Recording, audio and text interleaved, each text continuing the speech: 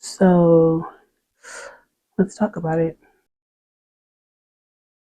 My name is Tiffany McHenry, and I really wanted to talk about something that's been so important to me for so many years, and that's to have a voice to tell my story. Everyone has a story. They have things they remember that shaped them in some way, or just they had to endure.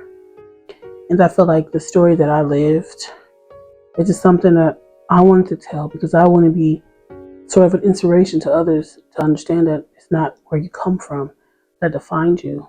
We learn from our past. We learn from the things that we've been through that shapes us and who we are today. And I feel like no matter what the situation is, you could come out on top as long as you know what I'm saying, who you are. We're not defined by others' thoughts of us, perceptions of us, what we'll think that we are, what we're supposed to do.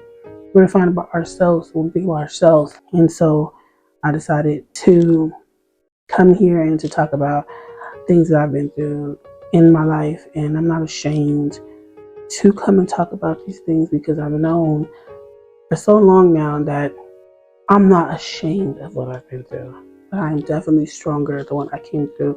Although it was very tough, although I went through a lot, I definitely feel like I really came through it the best way that I could. And I'm proud that I could say that. Because a lot of people can't say that they made it through the storm. When I think about like growing up, it's just something that's like in the back of my mind now, but it still has not gone anywhere because it's still, I think it affects me in a way because it's like you always want more for yourself and you always want to grow from what you've been through. But at the same time, it's like almost like, damn, like I really went through something that was so much for a kid. Like, how am I getting through this? And it's like almost like, it's God, it's God protecting you and getting you through this situation because if it wasn't for God, that it'd be nearly impossible to get through the stuff that you've been through. So, like I said, the whole purpose of this documentary is just to let you in on my point of view of things, let you in on what I've been through, let you know that you could get through it, let you know that this is not the end, this is not the end of your story. I'm still growing, I'm still healing through my life, so I have so much that I need to get to and get through still, but I'm still here. I'm still at a place where I'm stable and I'm good, and I never thought I would be here. You know what I'm saying? Like in the back of my mind, I always figured I'd be okay, but to actually be in that space, it's different. Like I feel good. I'm still striving. I'm still striving for better. I'm still hoping for what it is I feel like I want for myself, and I'm going to get it regardless. And I feel like with God there with you, you're gonna get through anything as long as you believe in yourself. I was born in Kansas City and I moved to California. We had such a big family and we, would sometimes go to my grandma's house. And growing up in California was just a big blur of chaos. Good days, bad days, traumatic days. But in all those days, there was family. It was going to the park with our dad while he played basketball, while we rolling in the grass, while we playing on the swings, while my brothers are doing their own thing, or my sisters are doing their own things, while we're all just free in the park and we're happy and we're safe and we feel normal. In the 90s, the music, the feeling, the vibe of the 90s is just a different feeling in the back of my mind. The music definitely plays a big part of my memory. If I hear a song that played around that time, it's gonna just take me straight back to those places. The nostalgia is crazy. So crazy how time flies. You look back on stuff that you just forgot about, but in the back of your mind, you still remember.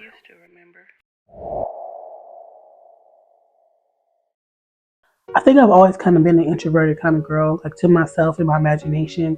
I've always been off to myself. My mom always told me that I was like the kid that was drawing little things into herself and then coming to show her, or like making up little games and stories with myself. And I don't know what made me feel like that when I had so many siblings, but I'm still the same. I'm still like an introverted type of person, even though there's times where I can be, extroverted. It's just a lot of times I just find myself being more in comfort with my own space and my own energy, and I don't really like mixing too many energies of different people around me.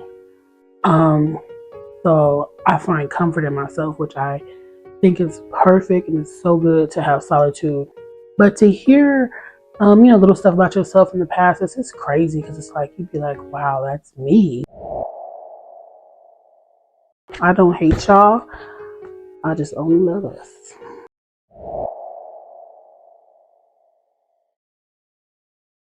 I remember like walking places far, walking with my dad. We're trying to find shelter for the night. We stopped at the park at once, and we woke up and got back on our mission. We lived in shelters. We lived in motels. We lived in places that you wouldn't expect all these kids to live in. But we were in those motels, crammed in there, watching our favorite shows, Pippi Longstockings, all the shows of the past, Family Matters, Step by Step, Bobby's World, Animaniacs, Power Rangers, Dinosaurs, just so many different shows, The Simpsons. Back in the day, watching TV, trying to figure out what's next. I remember days being so hungry where we would look for anything to eat. We'd eat peanut butter, we'd eat pork and beans, we eat stuff that, whatever we could find. My sister, she's taking on the role as mama, and she's trying to make sure we straight, she feed us what she could feed us. And we just, at one point in time, we just knew that things was a little bad. And we knew that we had to figure things out.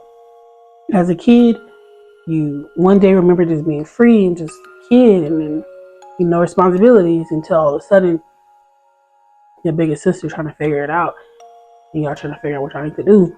So y'all going next door and y'all asking for food for the neighbors, and you panhandling, and you trying to figure out where to get enough money to go get some cheeseburgers or get something for the night to eat, and waiting for your mom and your dad to come home, because we don't know where they went. I don't know if my mom's looking for my dad. I don't know if my dad looking for my mom, but I just know they weren't there with us, and we were left to figure it out. I remember one time someone had bought us KFC, and we ate at the restaurant.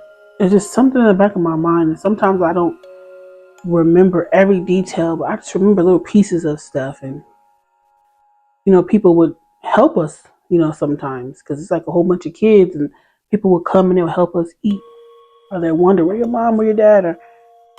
Even if we were with our parents, it was kind of like, dang, you have all these kids, you gotta take care of your kids. It was just sad, because it's like when you're young and you're in love and you having all these kids and you're not thinking about how much this can affect them, even yourself trying to figure out how to raise them. It's like it has to be a battle, because it's like you don't know like what's gonna happen, what's gonna come of this, because you literally have 10 kids at the end of the day, or you got a handful, you don't even have it. So it's very unfortunate. I think about everything that ever happened that I can remember. I remember times when we'd be at shelters, or mom figured it out. Where are we going next? What's going to happen? We're going to get a place. Where's mom? Where's dad? Where are they at with the process of trying to find a new place? And being poor and growing up in poverty and not, your mom and your dad missing and not being at home, that'll tear you up. It will tear you up, man. But also having all those brothers and sisters, that'll help. That will comfort you at the same time because you have people there with you. It's not, you're not going through this by yourself. It was times when we got took away from them and we went to these little programs, like these children programs where they find abandoned kids and they take them there and they let you stay there until your parents came. That was in Bakersfield. We stayed in Bakersfield for a while, and in Bakersfield, I guess they have like different set of rules because usually if you were left abandoned a lot, you would just go to foster care, but they would take you to these places and let you stay there until your parents came and got you. And I remember going to those places and I remember watching witches there. I remember drawing and being in like a group setting with other kids, having a bed to sleep in, fresh clothes. We would go there, but we would go home. But I remember being at those places and I liked those places. It provided things that we didn't really have. And it's like, I don't think I was sad about it because my brothers and sisters were there with me. It's like wherever we went and they were there too, it made everything 100% better because at least I got them. So we used to go to those places, and those places was the warning of this what can happen. Your kids can get taken away from you. And I remember going there like twice. I don't know if we went more than that, but I think I remember 2 times we've been to those places where they took us. And we went to them places and we waited for somebody to come get us.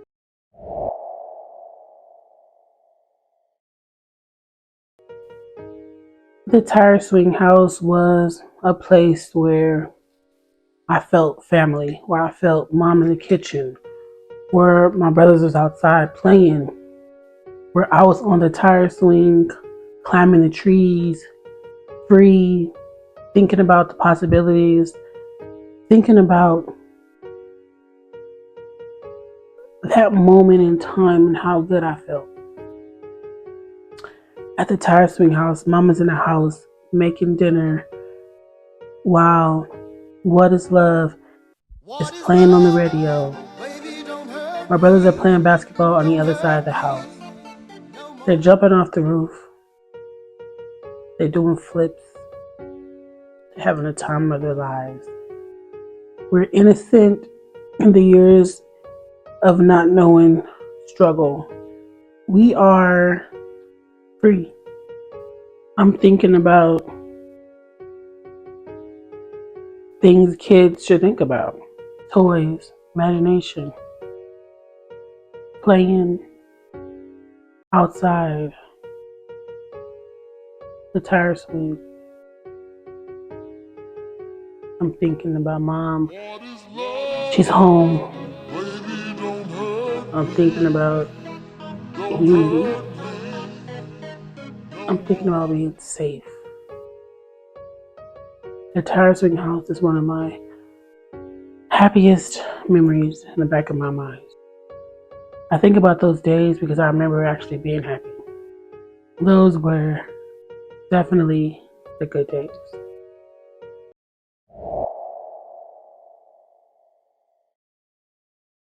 I waited for you at the window. You was the first man I ever loved. The feeling of your beard on my face, I waited for you for so long. I just wanted a hug and a kiss and to smell you, to hear you talk. I waited for you for so long, up all night, up all day, out my window, look for your car. Some days you didn't come, cry myself to sleep. I miss you. I missed all my time with you. No more looking out the window. Looks like I missed out. I waited so long.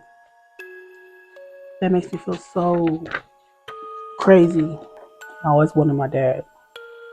Now my dad has passed away. And I was able to be around him once I left foster care, but I just don't sit right that he passed away and that I missed all those years with him.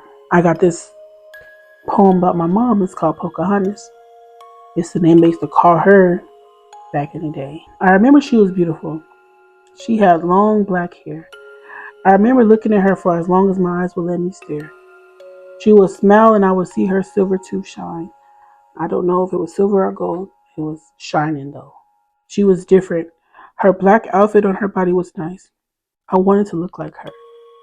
When she arrived, everyone stopped and watched her. She was something to be seen in the early 90s when life seemed it could be fun. She was the one. Red lipstick, I like mine's burgundy. I'm remembering a part of me. A walk so cold, traffic would stop. In her mind, no one could have known her pain. Excellent in concealing her feelings, all I seen was strength. I don't think she knew her worth.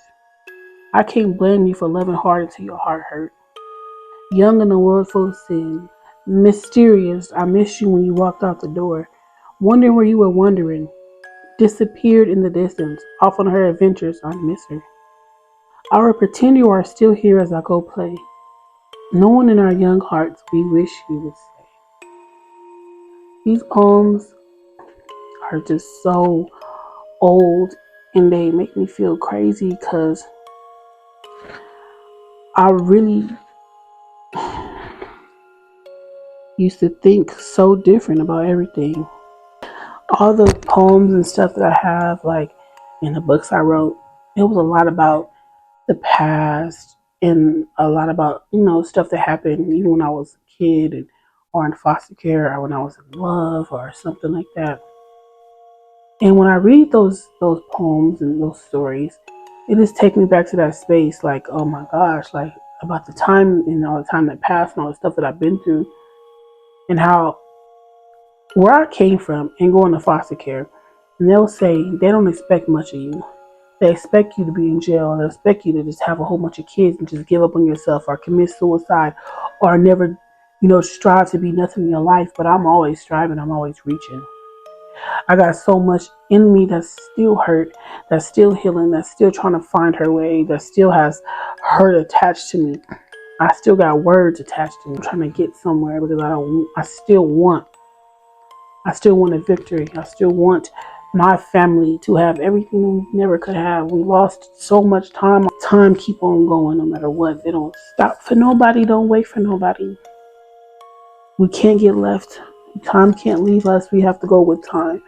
And there's so much stuff that I wish I can give my family because I feel like when you're young, you're just a kid, you can't control nothing. But when you're an adult, you can control your life. You can control your story. And they expect you to fail. But I'm not failing. We were always isolated from everybody. I always felt we were the underdogs. We were the outcasts. We were the people that people looked at and wondered and they was intrigued. You feel me? We was always on the outside. I was always the people that everyone noticed and they seen the potential, but we would never seen our potential. We were always a trendsetter. I was always somebody for somebody else, but no one was there for us. No one was caring about us. Everybody looked at us and they thought, okay. I got this energy from other people that they don't like me, that they don't fuck with me, that they think these things of me, but they don't know who I am. And it's crazy because I'm going to let you have that. I'm going to let you believe what you want to believe about me. But I'm going to continue to try to do what I can. And I'm going to try my best. It's hard to get somewhere where you come from nothing. Where you don't have guidance to get there. And I still got more to tell. This is just the tip of the iceberg of what I feel I want to share with you today. It's not much that I've shared with you today.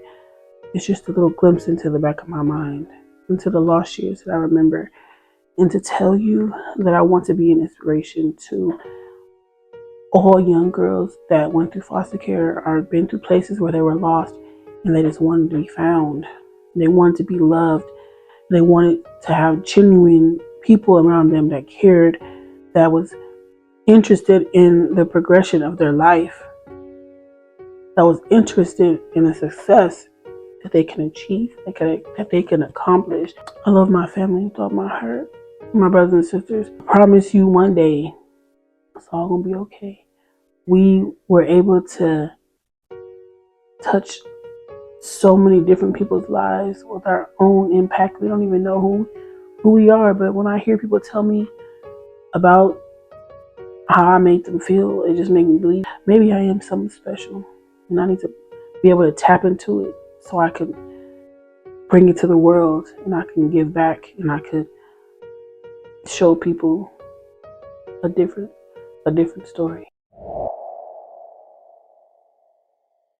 The memories I have of my dad are just like, either I just want him to come home so bad, or he loved Cadillacs, and he had his hair out, his hair down, jerry curl, and he used to smell like a dollar bill, and he used to give me $1 all the time so I can get me some corn or something from the corn man or from the store.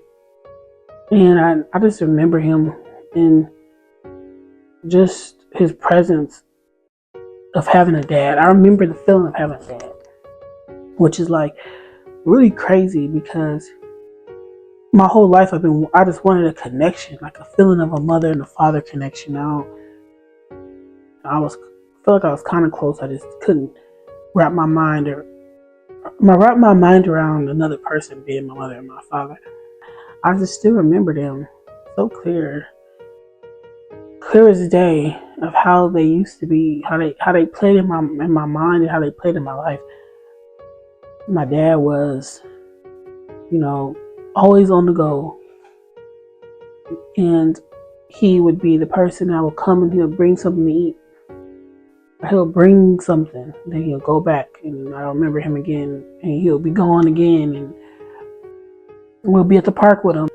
I was always looking out the window for my dad, waiting for that Cadillac to pull up, sitting at that window for hours, wondering when he was going to come home, making up songs about our dad coming home.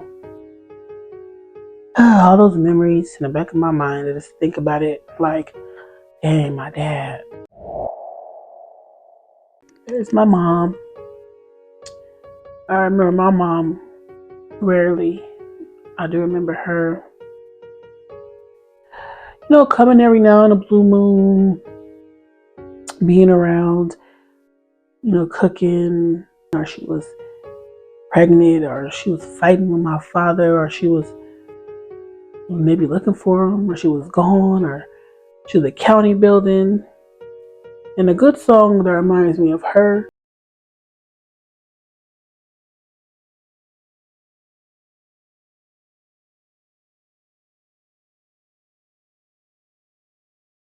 came on the radio when she was in the county building. And for some reason, that song just reminds me of her. And I think that I start to think that that's what she was doing. I'm wondering where he was. I don't know.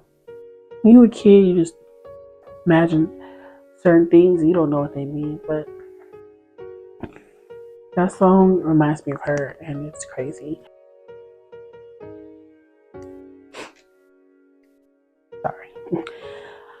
I was getting into too far in the back of no memories, and I was remembering a little bit too much. And just the simple stuff that I can remember will really tear me up. Think about her, and I think about them songs that remind me of her so much. And my dad. A song that reminds me of my dad is probably Gin and Juice. Because I don't know, but it was like this little thing when we was kids. I remember believing that Snoop Dogg was our uncle. I don't know why we thought that, or who thought that. I know I did. But I used to always think that Snoop Dogg was our uncle. And that song used to play, and I was always thinking, oh, look at our uncle. Like thinking we had a famous uncle. It was just so funny. But I just remember Gin and Juice reminded me of him. And just a what is the song? Back in the days when I was young, I'm not a kid anymore. But some days I sit and wish I was a kid again. Back in that song reminds me of him for some reason. I don't know. It's so much songs I just remember of the times, but I can say those two Pacific songs remind me of him, and there's a whole plethora of other songs that remind me of everything in those times. But I remember we used to go on adventures. We used to play with frogs. We used to live with certain people. Sydney, Sister E. Kane. We knew these people. We lived with them. They helped us. We found people to help us. We lived in their homes. We used to know this ice cream man, and we used to walk and get free ice cream from him. I don't know if anybody remembers that, but we used to always be on some type of an adventure doing something. Our mom and our dad don't get along. It's all of us kids. We ain't got much clothes. We ain't got much food. We ain't barely got much of a place to be. But this is ours. This is our home. That we're here in this apartment or we're here in this motel, and this is my mama and this is my daddy. And this is us. It wasn't so bad all the time. It was just like stuff was fun. Like especially going to the park. Being at the park was one of the best memories ever. Like just being in the park with your dad and you just having fun and the sun's going down. And it's like that comfort feeling that you have in your body as a kid. We used to go to the park. We used to play all night until dark time. I remember a time when there was this boy in the apartments named like Desmond, and we used to race, and everybody used to say I run like a man, and it was just crazy. I used to hate it, but it was they taunting us with brothers and sisters. And them do they taunt you and they say little stuff. And I specifically remember calling my big brother Curtains. God thought that would hurt his feelings because we used to like bicker when we were kids, and I remember calling him Curtains. And I don't know if you remember that, but I remember that. I remember a lot of different things. I remember I used to change my voice, and I used to like act like different people and make my brothers and sisters laugh. And I think even once, it was like a movie, Baby Kids, I think, that we used to watch, and there was a character. He used to always say this line, and I used to try to sound just like him, and I would try to say it. Like I can't do it no more, but it's the part when they'll be like, Las Vegas in effect, baby. And I used to like try to do his voice, and I remember they used to laugh and tell me to do it over and over and over, and I still keep doing it.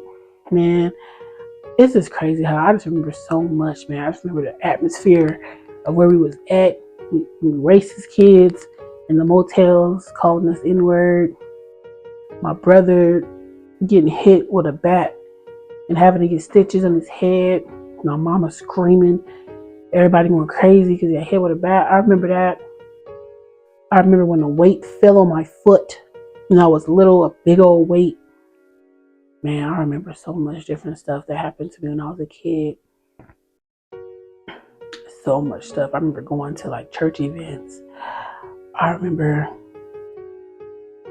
just like being hungry, and we used to watch these commercials and they used to be showing food, and I used to imagine eating the food. Like I remember like any commercial that came on that had food in it, I would imagine I was eating it. Like that's how hungry I was. I would just imagine I'm eating this food and that I'm okay. And I remember seeing these like commercials in Knott's Berry Farm, and how I used to want to go to a amusement park so bad, and watching all these movies that used to remind me of myself. Like we used to watch Drop Dead Fred and Pippi Longstockings, and in Drop Dead Fred, she just had an imaginary friend, and she was like a loner, and her mom and them, they wanted her to grow up, and they didn't want her to have an imaginary friend no more. That movie used to really do something. And then Don't Tell Mom the Babysitter's Dead, that movie, man, all the stuff that I could think about, it's just crazy to think about it because like it's gone. It's like in the back of your mind. It's like years past. You can't never get them years back. And like you think about your memories and you think about, like, you know what, everything was not so bad all the time. Some of the memories I have are good memories. It's like good memories locked in with bad memories.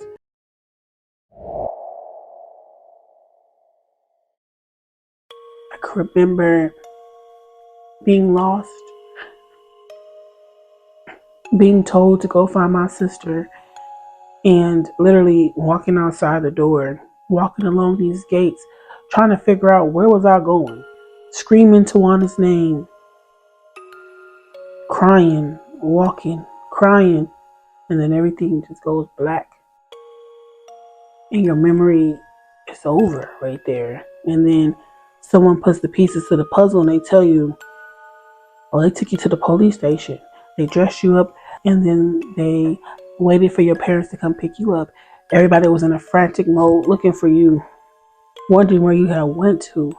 Everyone's looking outside. It's been a few hours past, and you finally figure out that you need to go get her at the police station. You pick me up, and you know that's God, because who else is going to guide a 2-3-year-old girl to where she had to go, to find the right people to pick her up and to take her to the right place to be picked up to go home so it could be relief in the family. Days like that, they don't leave my mind because they can't.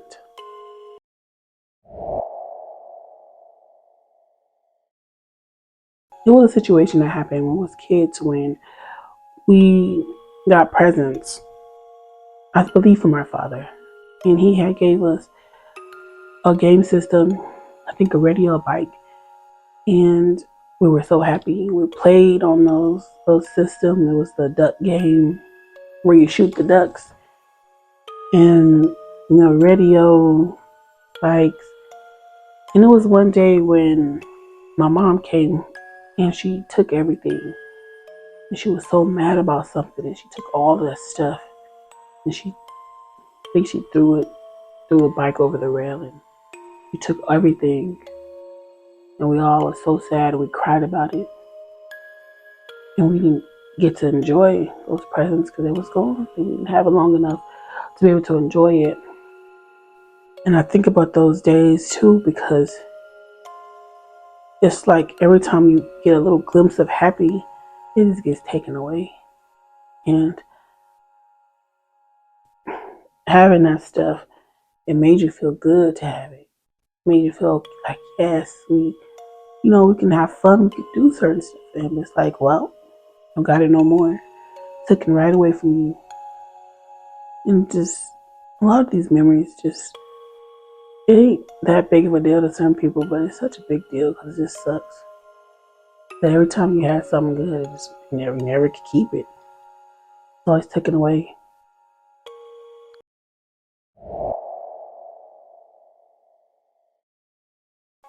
We started to get investigated. They started investigating us. I don't know what led on to it, but eventually we got investigated. They started to notice us, notice certain things about us that wasn't right. And I think they got enough evidence that they needed to be able to put us into foster care, send us to foster care. And I remember that day of, getting in our car, going to the courtroom, and then leaving the courtroom with strangers to go to a foster home. I remember that so clear. And it just makes me feel so like a dark to go to foster care, to leave your family. The lost years are all the years that I've lost, that I can't get back. The memories of being a family, the memories of having a mother, to call her mother, to have a dad, to call him dad, to want dad to come home. The memory of togetherness, of community, of family, of love.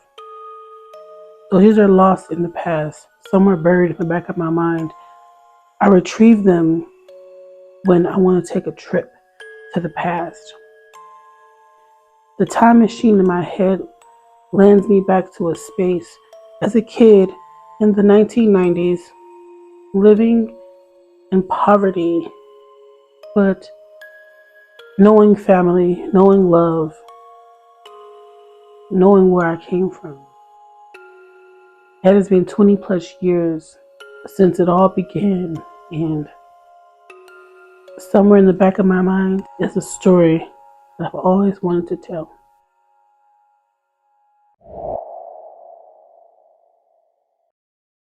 Looking for the light and end up finding the dark. To be remarkable. Stuck in foster care, I thought I'll never be free. My soul you'll see for eternity. I wish to be free.